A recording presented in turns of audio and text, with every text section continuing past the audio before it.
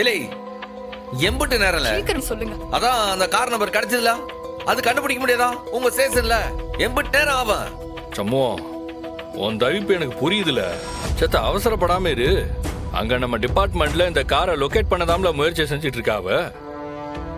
ஒரு 5 நிமிஷம் சத்த பொறுமையா தான் இரல. என்ன பொறுமையா இருக்க சொல்லுத. அங்க கனி என்ன பாடுபடுத்துதானு தெரியலையே. இல்லை நம்ம அண்ணா வருவான் என்ன காப்பாத்துவான் அவன் தவிச்சு கிடப்பால.